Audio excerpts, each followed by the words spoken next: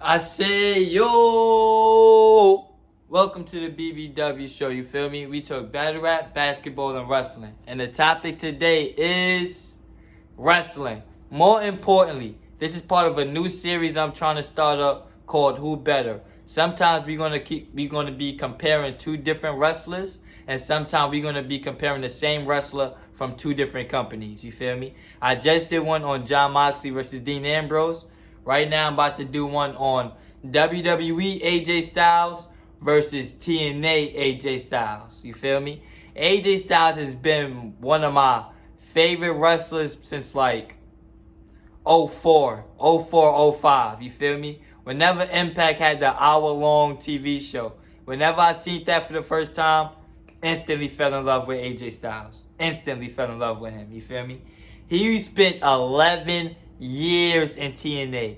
11 years.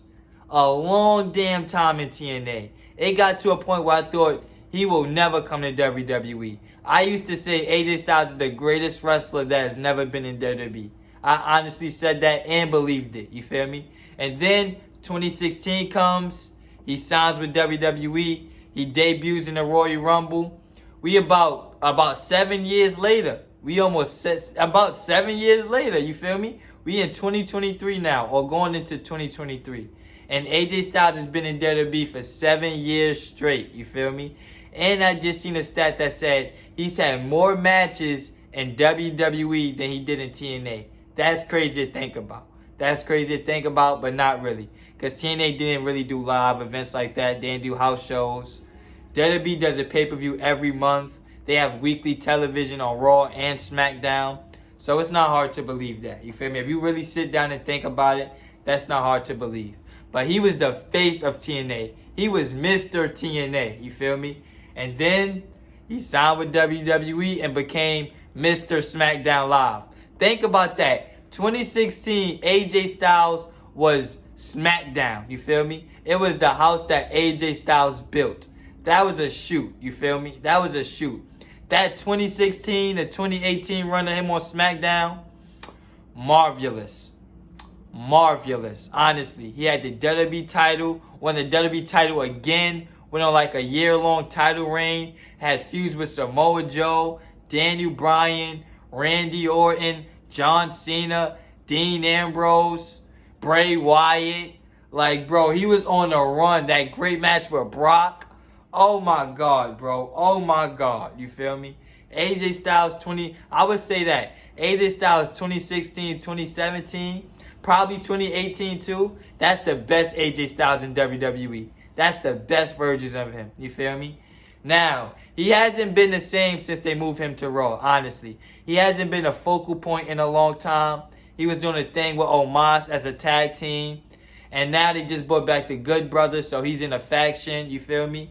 So he's not the spotlight no more. You feel me? He's not the main attraction no more. But he's still a key part of the show. You feel me?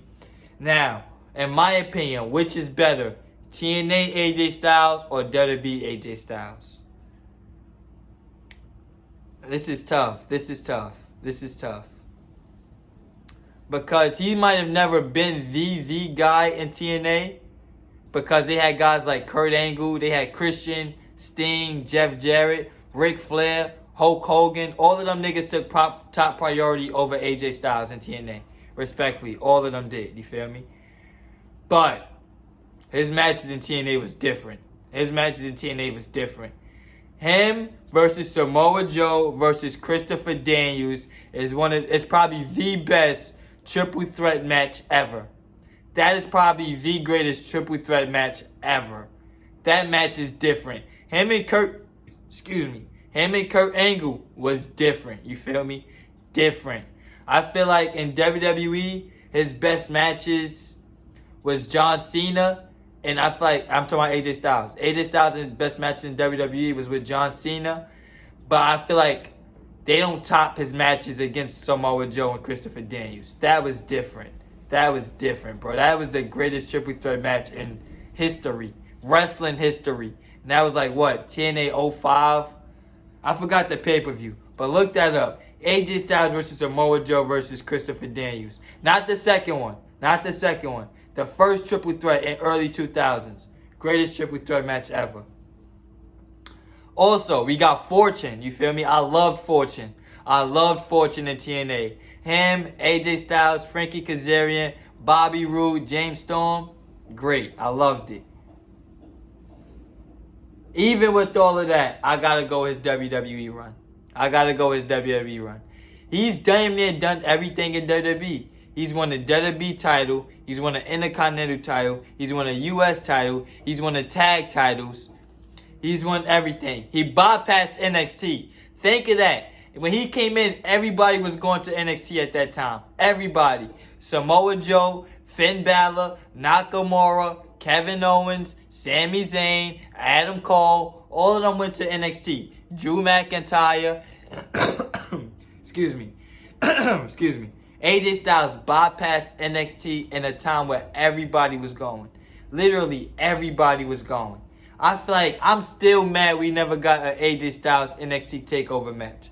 To this day, I'm still mad at that. That could have been his best match ever, respectfully.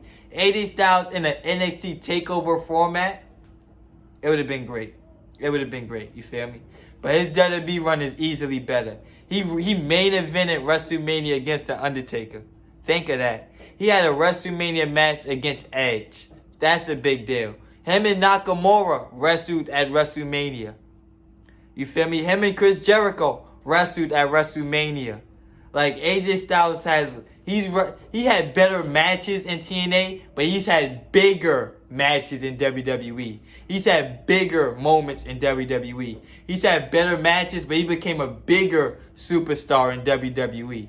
That's all I got to say about that. So I'm going with WWE AJ Styles over TNA AJ Styles.